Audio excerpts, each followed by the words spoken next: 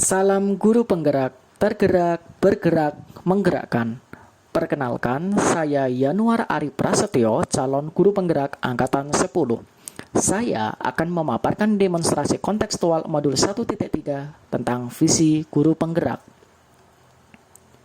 Sebagai calon guru penggerak, saya memiliki visi. Sebagai pendidik, saya harus makin berdaya sebagai penggerak komunitas praktisi dalam upaya mendayagunakan profil belajar yang berpihak pada murid untuk mewujudkan generasi berakhlak mulia, berbudaya berwawasan lingkungan dan kebinekaan global, dan bernalar kritis, kreatif, dan cakap dalam penguasaan ilmu pengetahuan dan teknologi. Untuk mewujudkan visi tersebut, langkah berikutnya adalah menyusun paradigma inquiry apresiatif dengan model ATAP, yaitu aspek aset. Di antaranya, sebagian besar guru sudah memperoleh sertifikat pendidik. Profil belajar murid yang beragam, komunitas belajar sekolah sudah berada pada tahapan menumbuhkan. Aspek tantangan, di antaranya pembiasan aktivitas literasi dan numerasi di pembelajaran HOTS dalam upaya peningkatan daya nalar kritis murid. Aspek aksi diantaranya mendayagunakan kerangka operasional model kompetensi guru sesuai Perdirjen GTK nomor 2626 tahun 2023. Aspek pembelajaran, guru dapat merefleksikan, mengukur dan mengevaluasi kompetensinya sebagai dasar perencanaan pengembangan diri yang berdampak pada pembelajaran yang berpihak pada murid.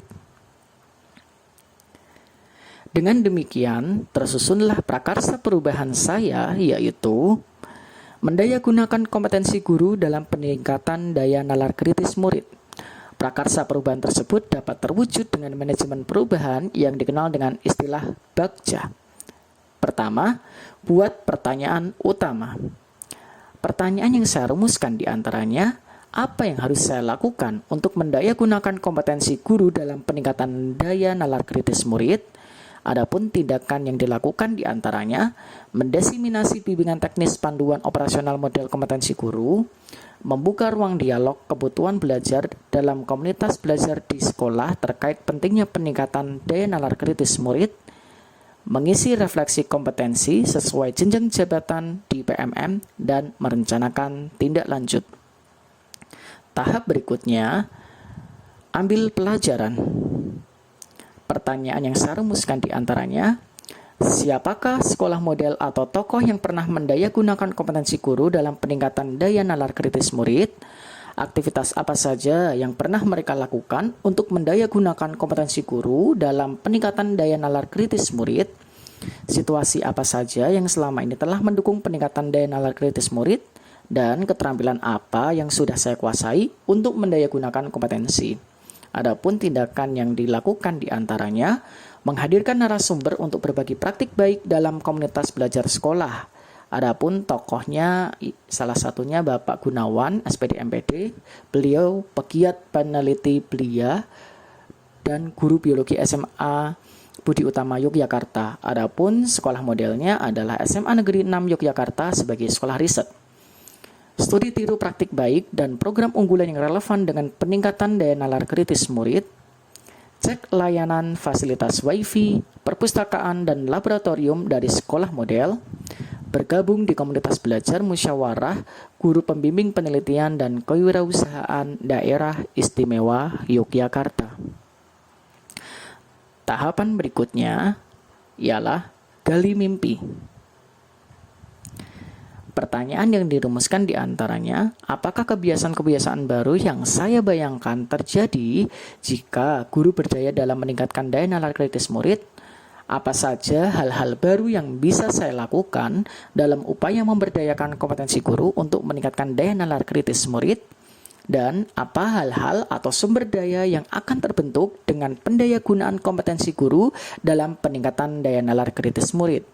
Adapun tindakan yang dilakukan di antaranya kegiatan belajar secara berkala di komunitas belajar sekolah. Guru penggerak mendampingi rekan sejawat dalam mempraktikkan desain pembelajaran inovatif di kelas, pembiasaan aktivitas riset sederhana untuk menumbuhkan daya nalar kritis, pembiasaan kolaborasi antar guru untuk menyusun proyek bersama lintas mapel ataupun P5, baik karya penelitian dan kewirausahaan, murid terlibat aktif dalam ajang talenta penelitian dan kewirausahaan.